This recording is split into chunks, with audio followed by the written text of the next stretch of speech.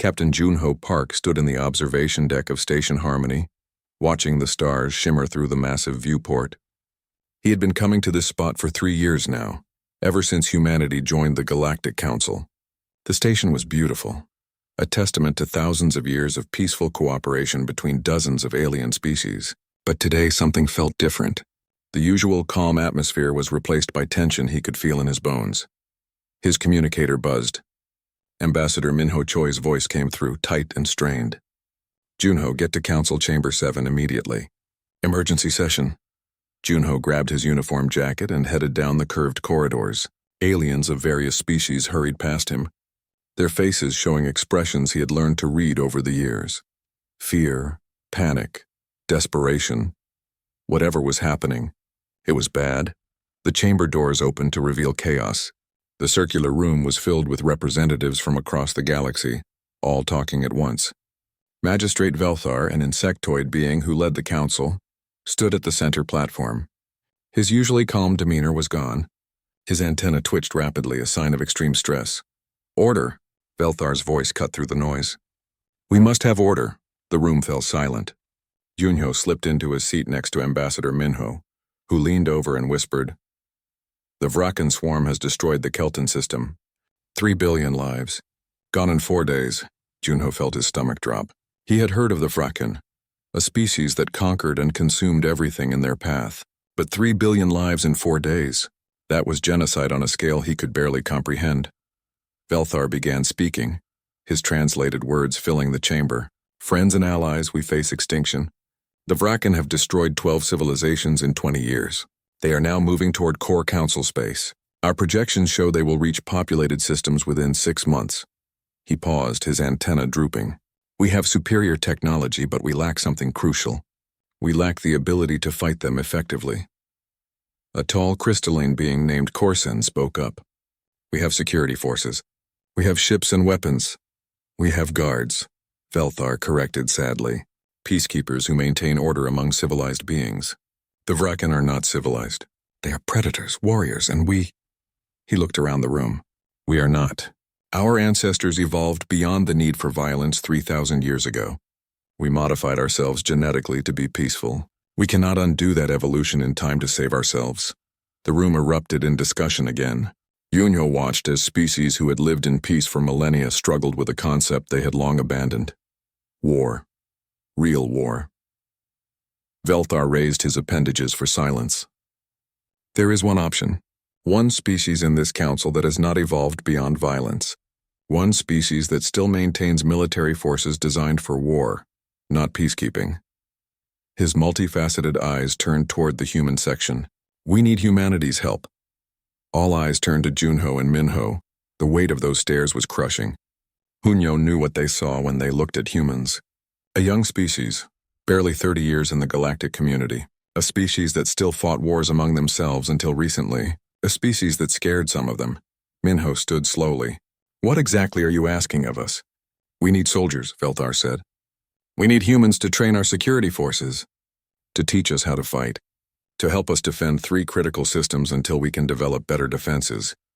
Junho caught the word choice. Soldiers.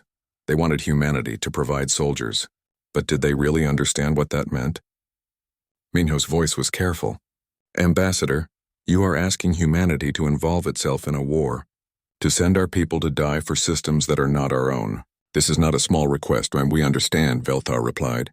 We offer full access to Council technology archives. Resource rights to 7 uninhabited systems. And a permanent seat on the Council's inner circle. He paused. We are offering you everything we can. Because without your help we will cease to exist. The chamber fell into heavy silence. Junho could hear his own heartbeat. This was the moment that would define humanity's place in the galaxy. Help and become true partners. Refuse and watch entire civilizations fall. Minho looked at Junho. Captain, I need your professional opinion. Can we do this? Junho stood. He had served in the military for 15 years before becoming a liaison. He had seen combat in the resource wars on Earth. He knew what war meant. Ambassador, we can fight, but I need the Council to understand something important. He looked around the room. You are not asking us to train your people. There is not enough time for that. You are asking us to fight this war for you. Velthar's antenna drooped further. Yes, we know. And you need to understand what human soldiers are, Junho continued. We have spent our entire history at war. Every major advancement in human civilization came alongside advancements in how we kill each other. We are very, very good at violence. Some of you will find our methods disturbing. A small furred delegate named Pyrrha spoke up, her voice trembling. Surely you are exaggerating. You seem perfectly civilized. Junho smiled, but it was not a happy expression. Ma'am, humans are civilized. But we are also predators. We evolved hunting other animals. Then we hunted each other. We have spent 10,000 years perfecting the art of war. If you want our help, you will get soldiers who are efficient at killing. That is what we are offering. Minho placed a hand on Junho's shoulder, a signal to sit down. The council needs time to consider this carefully. We will return to Earth and consult with our government. Time is something we do not have, Velthar said desperately. The Vraken will reach Taris 4 in 10 weeks. That mining colony houses 2 million civilians. If it falls, 3 more systems become vulnerable. Junho stood again. How many soldiers do you need? We estimate 5,000 would be sufficient to defend each system. Junho almost laughed. 5,000 humans against an enemy that had destroyed 12 civilizations. But then he thought about Commander Hana Kim and her Reaper Battalion. He thought about the men and women he had served with, who ran toward danger instead of away from it. Maybe 5,000 would be enough. I will recommend that Earth accepts, Junho said.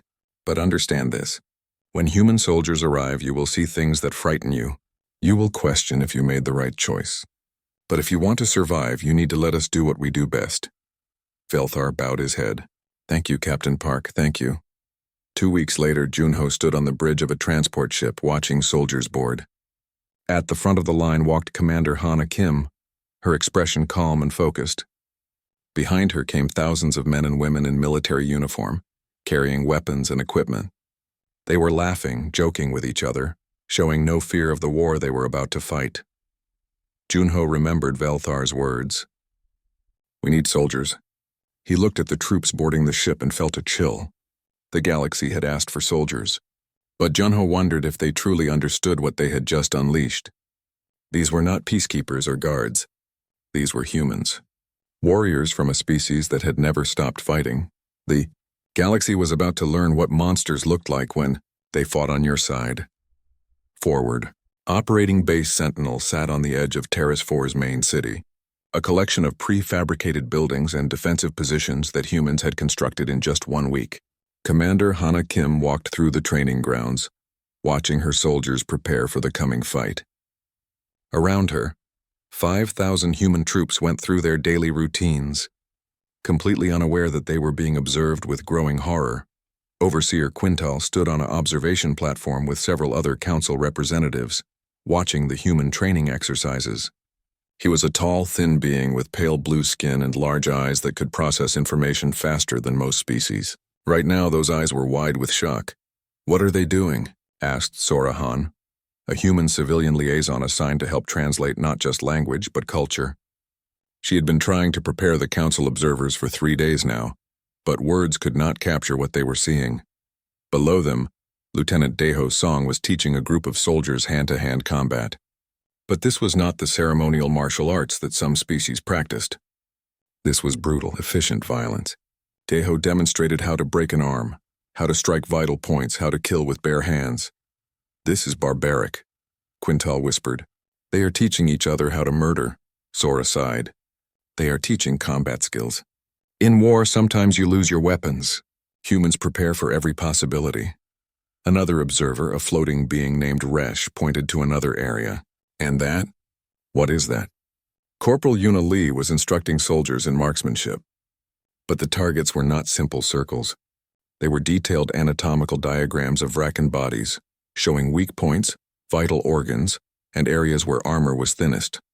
Yuna was explaining in calm detail exactly how to kill their enemy most efficiently. She speaks of death like a scientist speaks of mathematics, Resh said, his voice filled with disgust. No emotion, no hesitation. She is a professional, Sora explained. Human soldiers are trained to separate emotion from action in combat. It helps them survive. Quintal turned to her. But how can beings do this? How can you turn off your feelings so easily? Sora looked at him with sad eyes. We do not turn them off. We just learn to keep functioning despite them. Earth was not a kind world, Overseer. For most of human history, we had to be hard to survive. A loud laugh echoed across the training ground. Daho and several other soldiers were sharing a meal, telling jokes. One of them was describing a particularly dangerous mission from Earth's resource wars, and they were all laughing about it. The casual way they discussed near-death experiences disturbed the observers deeply. They laugh about death, Quintal said. What kind of beings laugh about death? Soldiers, Sora answered simply. Humor helps them cope with fear. If you ask them, they will tell you they are terrified, but they learn to push through that fear. That evening, the observers attended a briefing where Commander Hana Kim outlined the defensive strategy for Terrace 4. She spoke with calm confidence, using terms the translators struggled with. Ambush points, kill zones, acceptable casualty rates, psychological warfare tactics. We will allow them to take the outer settlements, Hana explained, pointing to a holographic map. These areas will be rigged with explosives. When they advance, we will collapse buildings on them. The survivors will be traumatized, making them easier to defeat in the city. Quintal stood up, his voice shaking. You are talking about destroying your own defensive positions, and you speak of traumatizing the enemy. This is cruel. Hana looked at him with eyes that had seen too much combat. Overseer War is cruel. The Vraken are coming to kill everyone on this planet. They do not take prisoners. They do not negotiate. So we will use every advantage we have. We will make them afraid. We will make them hesitate. And that hesitation will save lives. Whose lives? Quintal demanded. Yours or theirs? Both, Hana answered. Every Vraken soldier who hesitates is one less soldier shooting at my people. Every second of doubt we create is another second for civilians to evacuate. This is not about honor or fairness. This is about survival. Quintal sat down defeated. He was beginning to understand that humans viewed war through a completely different lens than any other council species. Later that night, Medic Jiwan Bei was conducting medical training. The observers watched as she taught soldiers how to treat injuries and combat conditions. But what disturbed them was how she transitioned seamlessly from explaining how to save a life to explaining how to take one. She showed pressure points for stopping bleeding, then showed pressure points for causing unconsciousness or death. Medicine and violence are two sides of the same knowledge, Jiwan explained to her students. Understanding the body means understanding how to heal it and how to harm it. Both skills keep your team alive. Resh floated closer to Sora. Your people terrify me, he admitted quietly. I thought humans were like us. Just another species. But you are predators wearing civilized masks. Sora looked at him seriously. We are predators, yes. We evolved as hunters, but we are also protectors. We form deep bonds with our groups. We sacrifice ourselves for strangers. We are both things at once. How is that possible? Because we had to be, Sora said. Earth was a world where being strong meant you could protect the weak. Our greatest heroes were not the strongest warriors, but the warriors who defended those who could not defend themselves. We are dangerous, yes, but that danger has a purpose. The next morning, Quintal requested a private meeting with Commander Hana. He found her in the command center, reviewing reports and making adjustments to defensive plans. Commander, I need you to understand our position, Quintal began. My people have lived in peace for 3,000 years. Watching your soldiers train is deeply disturbing to us. The casual way they discuss violence, the efficiency with which they prepare for killing, the complete absence of hesitation. We are questioning whether we made a mistake asking for your help. Hana leaned back in her chair, studying him. Overseer, let me ask you a question. When you look at my soldiers, what do you see? I see killers. Good, Hana said. That is exactly what they are. They are trained, disciplined, professional killers. That is what soldiers are. She stood and walked to the window, looking out at her troops. But you are only seeing half the picture. Those same soldiers will throw themselves on grenades to save wounded aliens they have never met. They will hold positions long after it is logical to retreat, because civilians are still evacuating behind them. They will die screaming in pain, and their last words will be to make sure their teammates are safe. She turned back to him. You asked for soldiers. You did not ask for heroes or saints. You asked for people who could fight a war. That is what we are. We are scary because we are effective, but we are on your side. Quintal was quiet for a long moment. I hope you are right, Commander. Because in 8 weeks the Vraken will arrive. and we will learn what human soldiers truly are. That night, Yuna was teaching tracking and reconnaissance skills. She had soldiers crawling through mud, learning to move silently, learning to observe without being seen. She spoke about patience, about waiting hours or days for the perfect moment to strike. Humans are persistence hunters, she explained. Our ancestors would chase prey for days until it collapsed from exhaustion. We did not have claws or fangs. We had endurance and intelligence. We learned to track, to predict, to think like our prey. Those same skills work on any enemy. One of the council observers, a being named Tella, turned to her companion. They speak of hunting their enemies. They compare war to predation. What have we brought to our worlds?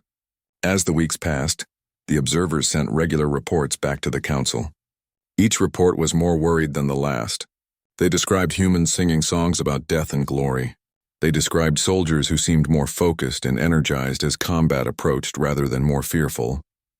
They described training exercises where humans practiced scenarios that the observers found horrific. Captain Junho Park arrived for an inspection 2 weeks before the expected Vrakan assault. He met with Quintal, who looked exhausted. "Captain, I must be honest," Quintal said. "We are terrified of your people. Every day we watch them prepare for war, and every day we question our decision more." Junho nodded. "I understand. But let me tell you something. Commander Hana and her soldiers, they are volunteers. Every single one of them chose to be here. They chose to put themselves between your people and the Vrakan. They know they might die. They know this war is not even their own. But they came anyway. Why?" Quintal asked desperately. "Why would they do that?" "Because someone has to," Junho answered. "Because humans learned long ago that civilization only survives when people are willing to fight for it. We are monsters, Overseer, but we are your monsters, and when the Vrakan arrive, you will be very glad we are here." 2 days before the Vrakan were expected to arrive, sensors detected their scout ships entering the system. Commander Hana called all troops to alert status. The observers watched as 5,000 humans transformed before their eyes. The joking stopped. The casual attitudes vanished. They moved with purpose and precision, taking up positions, checking weapons, preparing for battle. In the command center, Hana looked at the scanner readings. The Vrakan fleet was larger than expected, much larger. She glanced at Deho, who was studying the tactical display. "We are going to be outnumbered 10-1, Deho said quietly. Hana smiled, and it was not a nice smile. "Good. Then it will be a fair fight." Quintal heard this exchange and felt ice in his veins. Humans considered being outnumbered 10-1 a fair fight. What kind of species thought like that? As night fell, the observers gathered on the command center observation deck. Below them, human soldiers stood at their posts, calm and ready. Some were singing quietly, old songs from Earth. Some were praying to various human gods. Some were simply waiting in silence. Quintal realized something in that moment. These humans were not fearless. They were terrified. But they stood ready anyway. They had looked at the possibility of death and decided to fight regardless. That realization was somehow more frightening than anything else he had witnessed. The galaxy had requested soldiers. Tomorrow they would learn what human soldiers were truly capable of. The Vrakan fleet descended on Terrace 4 like a swarm of locusts, thousands of ships blocking out the stars. War Master Kren commanded from his flagship, confident in his victory. He had conquered 12 civilizations. This mining colony, defended by a handful of unknown aliens, would fall within days. Commander Hana Kim watched the fleet approach on her tactical display, her face calm. Around her, the command center buzzed with controlled activity. Every human soldier was at their position, waiting. Quintal and the other council observers stood in the back, hardly breathing. "They are launching dropships," reported Lieutenant Deho Song from his position. "Estimate 50,000 ground troops. Let them land in sectors 3 through 7, Hana ordered. "Execute falling sky protocol." Quintal stepped forward. "Commander, those sectors have civilian buildings. You said you would defend everything." Hana did not turn around. "Those sectors were evacuated 3 days ago. They are empty except for our surprises. Watch and learn, Overseer." The Vrakan dropships landed in the outer settlements, troops pouring out in disciplined formations. They were large armored beings with forearms and thick carapaces. They carried advanced weapons and moved with the confidence of conquerors. 10,000. Vrakan occupied the outer sectors within an hour, meeting no resistance. Kren watched from orbit, pleased. The prey was running. Soon they would corner them in the city center and finish this. His species had evolved as pack hunters, overwhelming enemies with numbers and ferocity. This would be no different. Then the explosions began. Sergeant Kyung Park sat in a bunker 2 kilometers away, his finger on a detonator. "Fire in the hole," he said calmly, and pressed the button.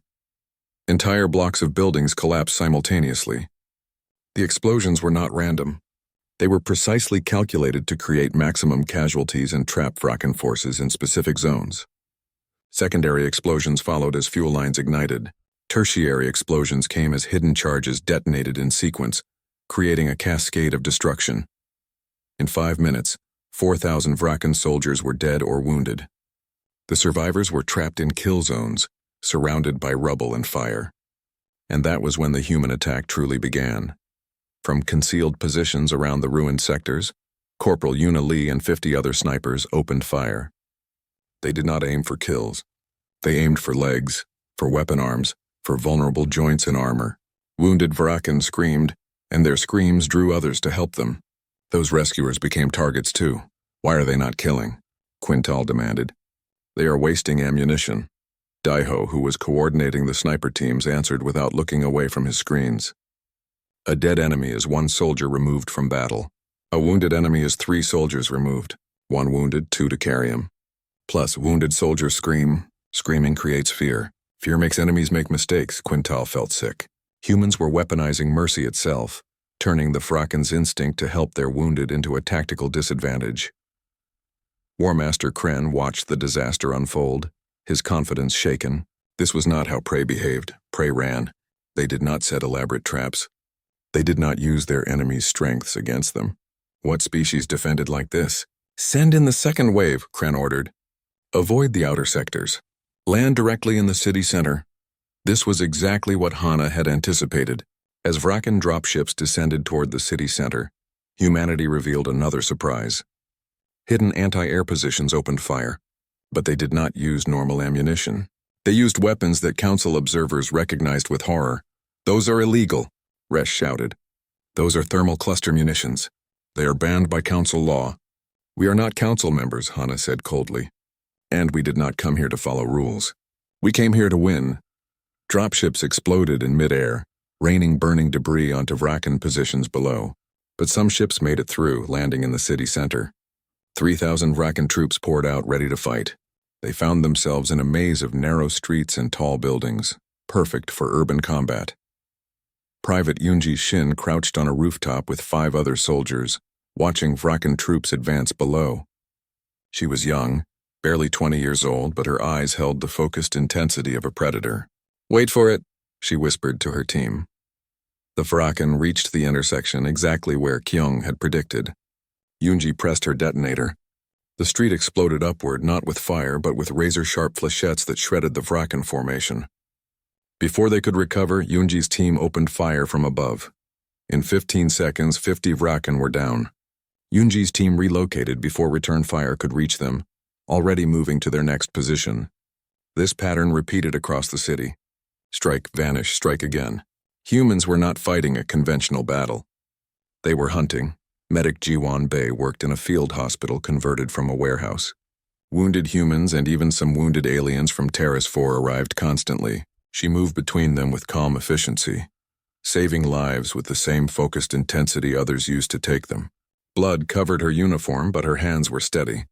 A wounded human soldier was brought in, screaming in pain. Jiwon stabilized him, injected pain medication, and moved to the next patient without pausing. 5 minutes later, after treating 3 more wounded, she grabbed her rifle and returned to her combat position. The cycle of healing and fighting continued without hesitation. The Council observers watched this through security cameras, horrified by the seamlessness with which she transitioned between roles. She saved a life, then returned to combat to take others. The duality was deeply disturbing. As night fell, the battle entered its most brutal phase. Vraken forces, frustrated and confused, began using heavy weapons, destroying buildings to flush out human fighters. But this played into human tactics. Kyung's engineers had spent weeks rigging buildings to collapse in specific directions. When Vraken destroyed one building, it would fall onto their own troops, creating more casualties and more chaos. Deho led a team behind enemy lines, moving through underground tunnels that the Vraken did not know existed. They emerged in the middle of a Vraken supply depot, planted explosives, and vanished before the enemy even knew they were there. The explosion destroyed ammunition, fuel, and medical supplies. More importantly, it destroyed the Vraken sense of security. If humans could strike there, they could strike anywhere. War Master Kren realized he was not fighting a conventional battle. He was fighting ghosts who appeared, killed, and vanished. Every street was a potential trap. Every building was a potential ambush. His soldiers were terrified, jumping at shadows, firing at nothing. The humans had gotten inside his troops' heads. In the command center, Junho arrived from orbit to assess the battle. He found Hana coordinating 12 different operations simultaneously, her calm never breaking. Around her, displays showed human casualties mounting. They had lost 800 soldiers already, 16% of their force. But they had inflicted over 20,000 casualties on the Vraken. "Commander, you are taking heavy losses," Junho observed. "Acceptable losses," Hana responded. "We are winning." Junho looked at the tactical display. She was right. Despite being outnumbered 10-1, humans were winning through superior tactics, terrain knowledge, and sheer ruthless efficiency. But the cost was terrible. Yunji's position was overrun on the third day. Her team of 6 held a critical intersection against over 50 Vraken. They ran out of ammunition, then used grenades. When the grenades were gone, they used knives. When backup finally arrived, they found 3 humans still alive, covered in blood, surrounded by 37 Vraken bodies.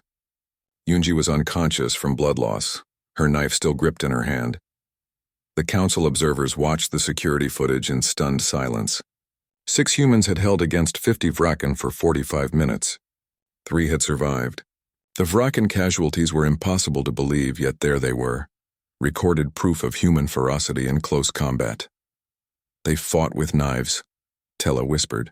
"When their advanced weapons failed, they used primitive blades. And they won." Yuna continued her work with mechanical precision. Over 4 days, she fired 847 shots and hit 845 targets. Her longest shot was 2.3 kilometers, killing a Vraken commander through a window. Enemy forces started avoiding open spaces, afraid of the invisible death that could strike from impossible distances. This forced them into tight spaces where human infantry waited. On the 5th day, War Master Kren made a desperate decision. He would glass the entire city from orbit, killing everyone to deny the humans their victory. But Hana had anticipated this too. Human ships hiding in the asteroid field suddenly appeared, targeting Kren's flagship. The space battle was brief and brutal. Humans used ramming tactics, sacrificing smaller ships to damage larger Vraken vessels. They used debris as weapons, pushing asteroids into Vraken formations. They fought with the same terrifying efficiency as their ground forces. Kren watched 3 human ships ram his flagship's engines, crippling it. The captains knew they would die, but they did it anyway. What kind of species sacrificed themselves so readily? The question haunted him as his ship began losing power. On the ground, the battle reached its climax. Vraken forces made a final push toward the civilian shelters, trying to inflict enough casualties to force human surrender. They advanced in a massive wave, 5,000 soldiers in a concentrated assault. Hana watched them come, waiting. When they reached the kill zone, she gave the order. Every remaining human soldier opened fire simultaneously. The Vraken advance stopped as if it had hit a wall. For 10 minutes, the battle was pure chaos. Explosions, gunfire, screams. The Vraken had numbers. The humans had position and determination. When the smoke cleared, the Vraken advance was broken. They retreated in disorder, their morale shattered. For the first time in their conquest, they had met an enemy that would not break, would not surrender, and would not stop fighting. War Master Kren, floating in his crippled flagship, sent a surrender signal. The battle was over. Terrace 4 had been defended at a terrible cost. 3,000 humans were dead or wounded, a 60% casualty rate. But 45,000 Vraken had been killed or wounded, a 90% casualty rate. In the aftermath, Quintal walked through the human positions, watching soldiers check bodies, tend to wounded, and secure the area. They were exhausted, covered in blood and dirt, but they were joking with each other, sharing water, helping each other walk. The casual way they transitioned from extreme violence to casual camaraderie was deeply unsettling. He found Hana sitting on rubble, staring at a list of names. The dead, her dead, was it worth it? Quintal asked quietly. Hannah looked up at him, her eyes red but dry. 2 million civilians are alive. Yes, it was worth it. Every single one of my soldiers knew the cost when they volunteered. They paid that cost willingly. She stood slowly. You asked for soldiers, Overseer. Now you have seen what soldiers do. We win, no matter the cost. As medical ships arrived to evacuate the wounded, Junho stood with the council observers. They watched humans loading their dead and wounded, silent and efficient. There was grief but no breakdown. There was exhaustion but no collapse. They had done their job, terrible as it was. You were right, Captain, Quintal said softly. We are glad you are here, but we are also terrified of what you are. Junho looked at the battered soldiers, these humans who had just fought like demons to protect strangers. Welcome to knowing humanity, Overseer. We are both the monsters and the heroes. Sometimes we are both at the same time. The news spread across the galaxy like wildfire. Terrace 4 had been defended. The unstoppable Vraken swarm had been stopped. But the details of how it happened created a wave of horror that rippled through every civilized world. General Kira Na sat in the human command ship Indomitable, reading reports from across the galaxy. She was a veteran of Earth's final wars, a woman who had seen humanity at its worst and best. Now she watched as the galaxy processed what humanity truly was. General, you need to see this, her aide said, bringing up a holographic news feed. The feed showed footage from Terrace 4. Not official footage, but recordings from council observers and civilian survivors. The galaxy was watching humans set traps, watching snipers deliberately wound instead of kill, watching soldiers fight with knives when ammunition ran out. The commentary was universally horrified. A Kelvin news anchor, a being of pure energy, spoke in translated waves. These humans fought with a brutality we have not seen in thousands of years. They used psychological warfare, they trapped their enemies, they sacrificed themselves without hesitation. The question we must ask is, are we safer with humans protecting us or more endangered? Ambassador Minho Choi watched the same feeds from Station Harmony, his stomach tight with worry.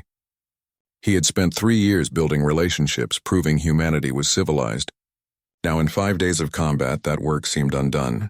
His communicator buzzed constantly with messages from worried council members. Magistrate Velthar called an emergency council session. The chamber was packed with representatives and the mood was hostile. Many species that had supported asking humans for help now questioned that decision. They are predators, declared a crystal being named Tor. We invited predators into our homes. Look at what they did on Terrace 4. They destroyed entire districts. They wounded enemies to create psychological terror. They sacrificed their own people as if life means nothing to them.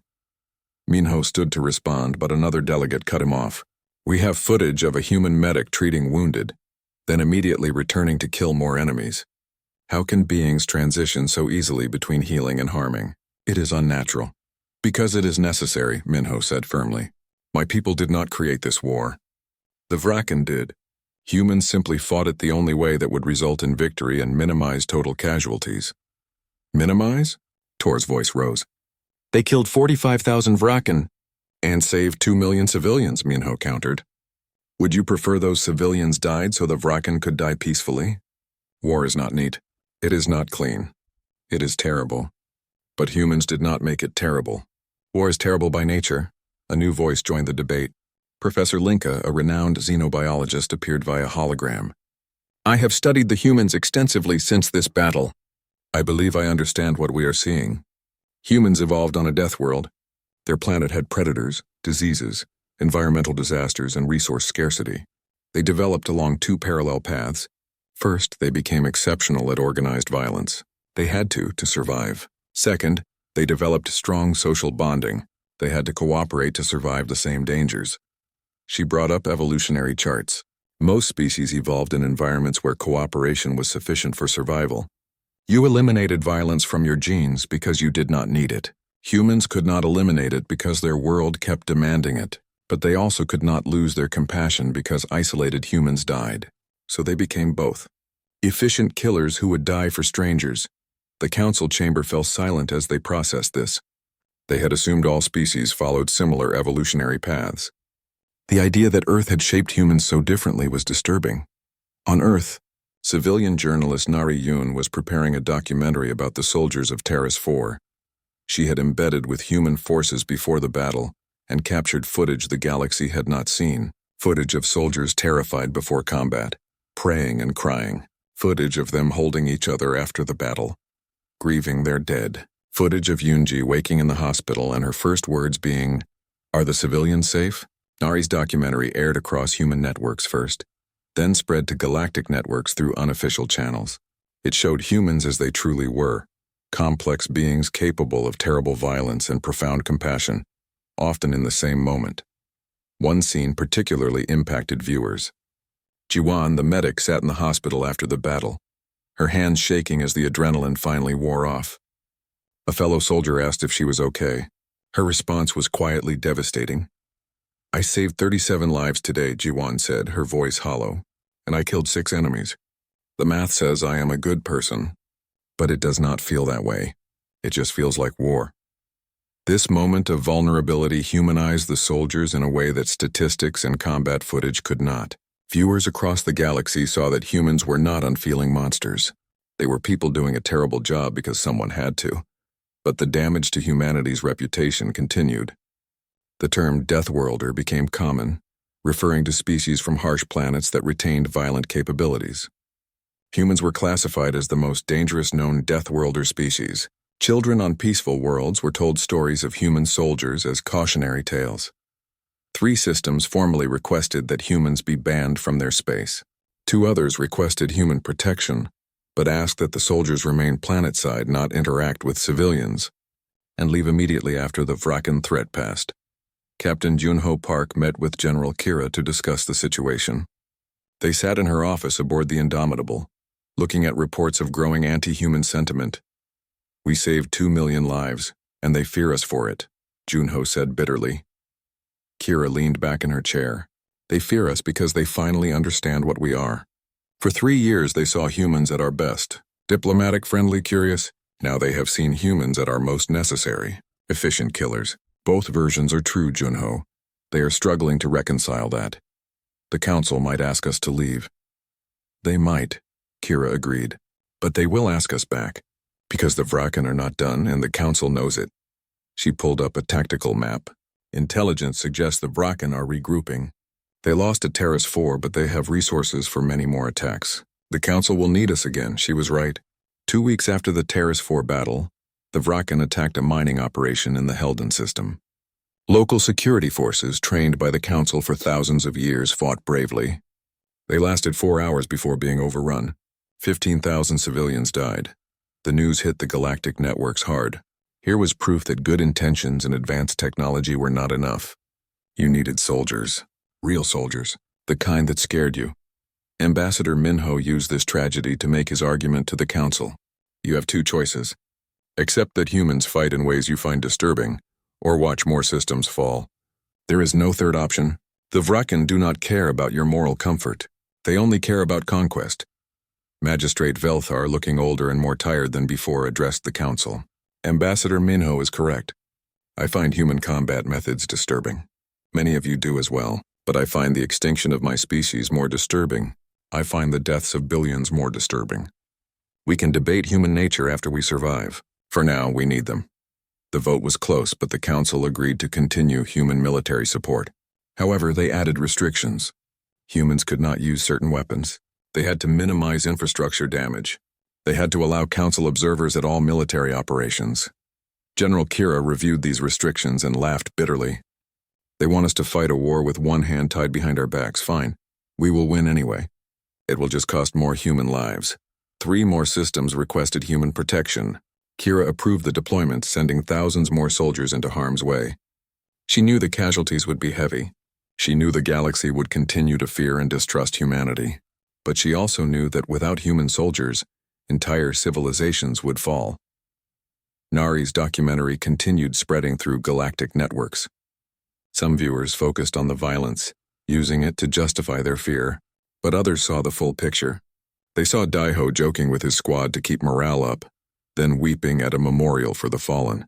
They saw Yuna, the deadly sniper, teaching alien children how to read. They saw Hana visiting every single wounded soldier, knowing, each of their names carrying the weight of command with quiet dignity. A counter-movement began. small at first. Some aliens started publicly thanking human soldiers. Survivors from Terrace 4 organized vigils for the human dead, despite never having met them. Children drew pictures of human soldiers and sent them to military bases. But the fear remained stronger than the gratitude. Humanity had revealed itself to be more dangerous than anyone imagined. The question now was whether that danger would be directed only at enemies or eventually turn toward the Council itself. In a private conversation, Quintal asked Junho directly, "Can we trust humans? You are so good at violence. What prevents you from using that against us?" Junho considered the question carefully. "The same thing that prevents you from using your technology against weaker species. Choice. Humans choose to protect, rather than conquer. We have conquered each other enough to know it does not bring happiness. We have fought enough wars to hate war, but we will still fight when necessary because someone must." "That is not reassuring," Quintal admitted.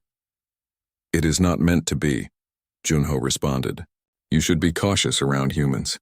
We are dangerous, but we are more dangerous to your enemies than to you. That is the best I can offer." As the controversy continued, another development changed the conversation. The Vraken began avoiding systems with human presence. Intelligence reports showed Vraken forces deliberately bypassing defended worlds to attack undefended targets. They had learned to fear humanity. This was unprecedented. The Vraken had never shown fear before. They had conquered 12 civilizations without hesitation. But now they were changing their tactics specifically to avoid human soldiers. The implications were staggering. Humanity, with only 15,000 soldiers deployed, had created such a psychological impact that an enemy of millions was altering their entire strategy. The humans were not just winning battles. They were winning the war of perception. Magistrate Velthar called Minho to a private meeting. "Ambassador, I need to understand something. Your soldiers frightened the Vraken so badly they are avoiding entire systems. How? How did 5,000 humans create such fear in an enemy that has conquered galaxies?" Minho smiled sadly. "Because the Vraken finally met something more frightening than they are. They met human soldiers who do not know how to quit. They met soldiers who fight harder when outnumbered. They met beings who will sacrifice everything to win. The Vraken can understand conquest. They cannot understand sacrifice. It terrifies them because they have no defense against it. So humans are the monsters that frighten other monsters," Velthar said slowly. "Yes," Minho agreed. "And now the galaxy has to decide if they want our protection badly enough to live with that fear." The answer came 2 days later, when 4 more systems requested human military support. Restrictions and all. Velcor Prime hung in space like a blue-green jewel. Homeworld to Magistrate Velthar's species, and one of the oldest civilizations in the Council. It was also the next target of the largest Vraken fleet ever assembled. Warmaster Kren, humiliated by his defeat at Terrace 4, had convinced the Vraken leadership to commit everything to this assault. 50 battleships, 200 support vessels, and 500,000 ground troops. They would destroy Velcor Prime and prove that humanity's victories were flukes. Commander Hana Kim stood on the bridge of the defense station above Velcor Prime, studying the intelligence reports. Next to her, Captain Junho Park looked equally grim. They had 12,000 human soldiers to defend an entire planet. The math was impossible. "We cannot win this conventionally," Junho said quietly. "No," Hana agreed, "so we will not fight conventionally." She turned to her command staff. "Send the message. Operation Nightfall is authorized." Operation Nightfall was a strategy so aggressive that even General Kira had hesitated to approve it. It involved tactics that pushed the boundaries of what humans considered acceptable in warfare. Civilians would be armed. Buildings would be rigged to collapse. Chemical weapons, banned even by Earth standards, would be deployed in specific situations. Soldiers would be asked to hold positions with no hope of relief or rescue. It was total war. And everyone knew the cost would be catastrophic. Lieutenant Daeho Song volunteered for the mission that everyone knew was suicide. His team would infiltrate the Vraken command ship before the main battle began, plant nuclear charges, and destroy it from within. The infiltration was possible. The escape was not. "You know you are not coming back," Hana said to him privately. Daeho smiled, that same dark humor that had disturbed the Council observers months ago. "Commander, we are all probably not coming back. At least my death will take 10,000 enemies with me. That is a good trade." You have family on Earth. They know what I am, Deho said. They know I am a soldier. Soldiers die, but they die for something. I will die making sure Velcor Prime survives. My mother will understand. My father will be proud. That is enough. Hana gripped his shoulder. You are a good man, Deho. I am a killer, Commander, he corrected gently. But I am a killer fighting for the right side. That has to count for something. Corporal Yuna Lee set up her sniper position on the tallest building in Velcor Prime's capital city. She had a clear view of the landing zones where Vrakan dropships would arrive. Her mission was simple. Kill as many Vrakan commanders as possible before she was inevitably overrun. She expected to fire perhaps 50 shots before enemy artillery destroyed her position. She recorded a message to her family, short and simple. I am doing my job. I am protecting people who cannot protect themselves. If you are watching this, I am gone. But I am not afraid. I chose this. I love you. Medic Jiwan Bei organized the civilian hospitals, training alien doctors in trauma surgery techniques developed over centuries of human warfare.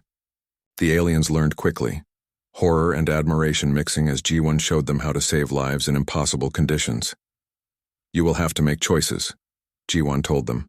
When you have 10 patients and supplies for 5, you choose who lives. Save those you can, mourn those you cannot, then move to the next patient. Your emotions come later. Survival comes first. An alien doctor named Pira asked quietly, How do you live with those choices? Jiwan looked at her with eyes that had seen too much. You live because others died. You honor them by continuing to fight. That is all any of us can do. Private Yunji Shin, recovered from her injuries at Terrace 4, led a unit of just 20 soldiers tasked with defending a refugee evacuation center. Intelligence suggested the Vrakan would send 500 soldiers to hit this location. The math was brutal, but Yunji's orders were clear. Hold for 6 hours while civilians evacuated. No retreat, no surrender. She gathered her soldiers, all of them veterans now, all of them understanding what this mission meant. We are going to die here, she said simply. But we are going to take so many of them with us that our ghosts will have bragging rights for eternity. Her team laughed, that soldier humor that civilians never understood. It was not that they wanted to die. It was that they had accepted death and chose to mock it rather than fear it. The Vrakan fleet arrived with overwhelming force. War Master Kren broadcast a surrender demand. Hana responded with a single word. No. The space battle began immediately. Human ships, outnumbered 10-1, fought with desperate ferocity. They used asteroids as shields, mined debris fields, and executed ramming attacks when ammunition ran low. They were losing slowly but inevitably, but they were buying time for Deho's infiltration team. Deho and his 5 team members breached the Vrakan command ship through a maintenance port, moving silently through corridors filled with enemies. They killed sentries quietly, avoided patrols, and reached the reactor room. Sergeant Mina Kang, Deho's demolitions expert, began placing the charges while the others guarded the door. 10 minutes, Mina reported. Then this whole ship becomes a star. Make it 5, Deho said. We do not have 10. Mina smiled grimly and adjusted her timers. 5 minutes it is. We have been overachieving our whole lives. Why stop now? On Velcor Prime, the ground invasion began. Vrakan dropships landed across the planet, disgorging thousands of soldiers. Yuna opened fire immediately, her first shot killing a Vrakan general 2 kilometers away. Her second shot killed his replacement. Her third shot destroyed the communications array on a dropship. She fired with mechanical precision, each shot planned, each shot killing or disabling critical targets. After her 23rd shot, return fire found her position. Artillery shells rained down. Yuna kept firing until the building collapsed around her. Council observers, watching through drones, counted 31 confirmed kills before her signal went dark. They assumed she was dead. They were wrong. Yuna crawled from the rubble, her rifle destroyed, her left arm broken. She picked up a pistol from a fallen soldier and kept fighting, because that was what human soldiers did. They kept fighting until they physically could not anymore. Yunji's position at the evacuation center came under assault exactly as predicted. 500 Vrakan troops advanced in disciplined formation. Yunji's 20 soldiers opened fire from prepared positions, their weapons optimally placed, their fields of fire calculated for maximum efficiency. The first Vrakan wave died in a storm of gunfire. The second wave used the bodies as cover and advanced further. The third wave reached the building. That was when Yunji triggered the interior defenses. Traps, mines, and ambush positions turned the building into a maze of death. For 4 hours, 20 humans held against 500 Vraken. They ran out of ammunition and used grenades. They ran out of grenades and used knives. They ran out of knives and used their hands and teeth. Council observers watched in disbelief as humans fought with a savagery that seemed impossible. These were not trained warriors. These were monsters who refused to die. Junyo watched the battle from the command center, his face carved from stone. He was watching soldiers die. His soldiers. Each red indicator on the tactical map represented lives ended, families shattered, futures erased. And he could not stop it. The only thing he could do was ensure their deaths meant something. Daeho's team has reached the objective, a communications officer reported. Charges planted, detonation in 3 minutes. All ships, clear the blast radius, Junho ordered, his voice steady despite the weight crushing his chest. Prepare to capitalize on the confusion. Aboard the Vraken command ship, Daeho and his team reached the escape pods, only to find them already destroyed by security forces. The Vraken had discovered them. Alarms blared. Enemies closed in from all directions. No way out, Mina observed calmly. Then we go out loud, Daeho decided. He switched his communicator to broadcast on all human frequencies. To anyone listening, this is Lieutenant Daeho Song. In 2 minutes, the Vraken command ship will be destroyed. We will not be escaping, but we will be remembered. Give them hell for us. Across the fleet, human soldiers heard his words. Many cried, all of them fought harder. The Vraken command ship exploded in a miniature sun. 12,000 Vraken died instantly, including most of their senior leadership. The fleet fell into confusion. Human ships, battered and bleeding, pressed their advantage. They could not win the space battle, but they could buy more time. On the ground, Magistrate Velthar watched the human soldiers fight and die for his people. He saw Yunji's team finally overrun after 6 hours of combat, taking 300 Vraken with them. He saw Yuna, who should have been dead, appear on a different rooftop and resume shooting despite her injuries. He saw human medics treating Vraken wounded even as the battle raged around them. I do not understand, Velthar said to Sorahan, the human civilian liaison. They are dying. So many of them are dying. But they do not stop. They do not surrender. What drives them? Sora watched the tactical displays, tears streaming down her face. Duty, love, stubbornness, the belief that their deaths will purchase life for others. Humans are not fearless, Magistrate. We are terrified. But we have learned that courage is not the absence of fear. It is acting despite fear. Every human fighting here is scared. And every single one is fighting anyway. The battle for Velcor Prime lasted 3 days and nights. It was the bloodiest engagement in modern galactic history. The Vraken committed everything and lost, not because they lacked firepower or numbers, but because they broke psychologically. Humans kept fighting when any sane species would have surrendered. They held impossible positions. They turned certain deaths into victories through sheer will. On the 4th day, War Master Kren, aboard his reserve flagship, did something unprecedented. He withdrew, not to regroup, not to resupply. He withdrew because his soldiers refused to fight humans anymore. The psychological damage was complete. The Vraken swarm, which had conquered 12 civilizations, was broken by one species that simply would not quit. The final human casualty count was devastating. 8,000 dead or critically wounded, 2/3 of the entire force. But Velcor Prime survived. 4 billion civilians lived, and the Vraken would never threaten the Council again. In the Ayam aftermath, Velthar walked through the human field hospitals. He saw soldiers with catastrophic injuries joking with each other. He saw Jiwan, who had worked for 70 hours straight without sleep, finally collapsing from exhaustion. He saw Yuna, who had been retrieved from a collapsed building, missing an arm but asking about her rifle. He found Commander Hana Kim in a hospital bed, recovering from injuries sustained when her command ship was destroyed. She was surrounded by data pads, still coordinating recovery operations despite her condition. "Commander Kim," Velthar said softly, "I need to speak." Hana looked up, her face pale but her eyes alert. "Magistrate, your people are safe. The mission succeeded." "At terrible cost," Velthar said. "2/3 of your soldiers are dead or wounded. You sacrificed them for people you barely know." "They sacrificed themselves," Hana corrected. "Every soldier volunteered. They knew the cost, they paid it willingly." Velthar's antenna drooped. "We asked for soldiers and feared we brought monsters. I realize now we were correct on both counts. You are monsters. But you are monsters who chose to fight for us rather than against us. I am beginning to understand that monsters are not always the villains of the story. Sometimes monsters are what stand between the innocent and the darkness," Hana said quietly. A week later, the Galactic Council held a memorial service for the human dead. It was broadcast across every civilized world.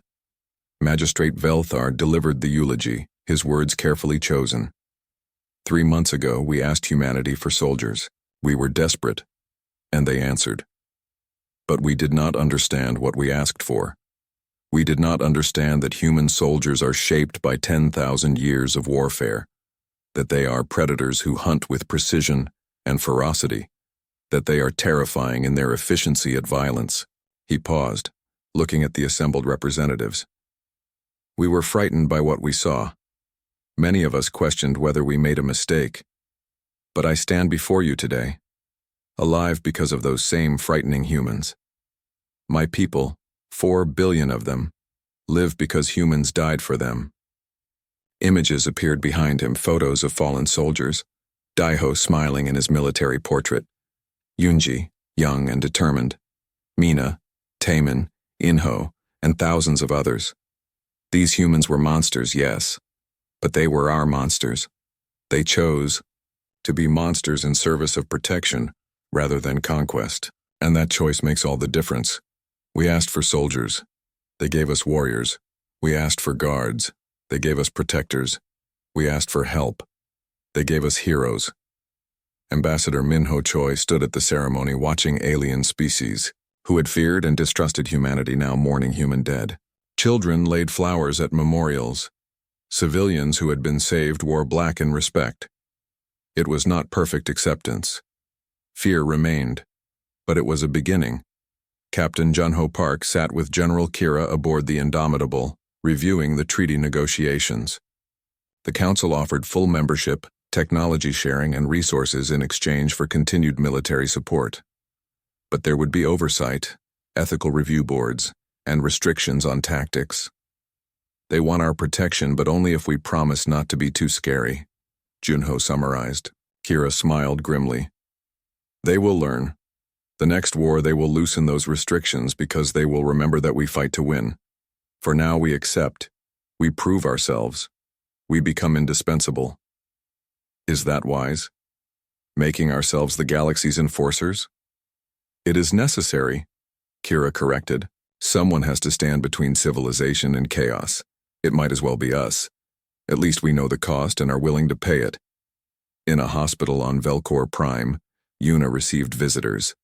Alien children whose lives were saved by human soldiers came with drawings and flowers.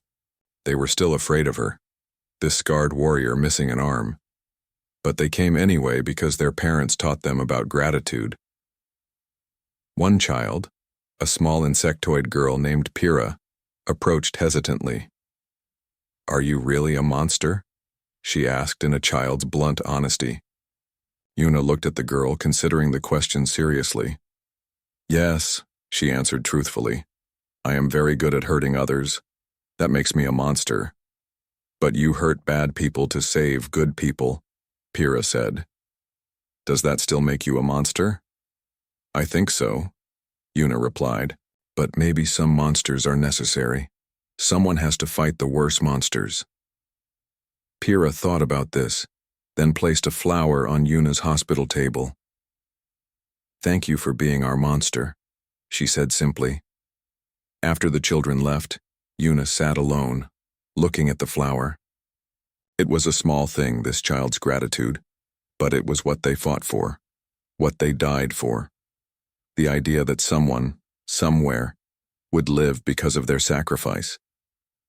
Hannah stood at the viewing port of her hospital room, watching ships prepare to return to Earth. Half her soldiers were coming home in caskets. The other half carried wounds that would never fully heal. But Velcor Prime lived. The Vraken were broken, and humanity had proven itself to the galaxy in the most brutal way possible. Her communicator buzzed. It was General Kira.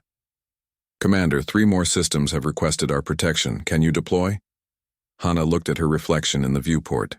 Scarred, wounded, exhausted, but alive, and still able to fight. "Yes, General, we can deploy," because that was what human soldiers did. They kept fighting. They kept protecting. They kept sacrificing. They were monsters, yes. But by choice and purpose, they were monsters who fought for something greater than themselves. The galaxy had requested soldiers. Humanity had delivered the very monsters they feared most, and those monsters had become their salvation.